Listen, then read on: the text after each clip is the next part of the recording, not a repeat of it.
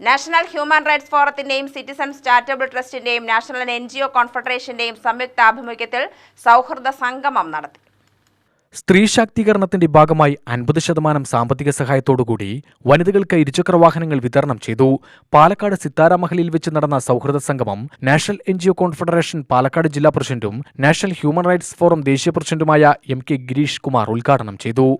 കേരളത്തിലെ സംബന്ധിച്ചോളം ആലുവ കൊലക്കേസിലെ ആ പിഞ്ചു കുഞ്ഞിനെ ബസ് സ്റ്റാൻഡ് പിന്നിൽ വെച്ചുകൊണ്ട് അന്യസംസ്ഥാന തൊഴിലാളികളെ കൊലപ്പെടുത്തിയപ്പോൾ ആ സംഭവവുമായി ഇടപെട്ടുകൊണ്ട് അവരുടെ വീട് സന്ദർശിച്ചുകൊണ്ട് അവർക്ക് വേണ്ട സൗകര്യങ്ങൾ നാഷണൽ ഹ്യൂമൻ റൈറ്റ്സ് ഫോറം ചെയ്തിട്ടുണ്ടായിരുന്നു. അതുകൂടാതെ തന്നെ ബ്യൂട്ടി പാർലർ മയക്കുമരുന്ന് വെച്ചുകൊണ്ട് പാവപ്പെട്ട സഹോദരിയെ സ്വന്തം സഹോദരൻ്റെ ഭാര്യയെ പീഡിപ്പിക്കുകയുണ്ടായി, അല്ലെങ്കിൽ കള്ളക്കേസിൽ കൊടുക്കുകയുണ്ടായി. ആ സംഭവത്തിലും ഹ്യൂമൻ റൈറ്റ്സ് ഇടപെട്ടു. അതുപോലെ തന്നെ പറമ്പുകുളത്ത് അരിക്കൊമ്പൻ ആന വരുന്നു അറിഞ്ഞുകൊണ്ട് തന്നെ നമ്മൾ വാൾപ്പാറയിൽ പോയി അവിടെ 200ഓളം ആളുകൾ സംഘടിപ്പിച്ചുകൊണ്ട് നല്ല രീതിയിലുള്ള സമരങ്ങൾ സംഘടിപ്പിച്ചു.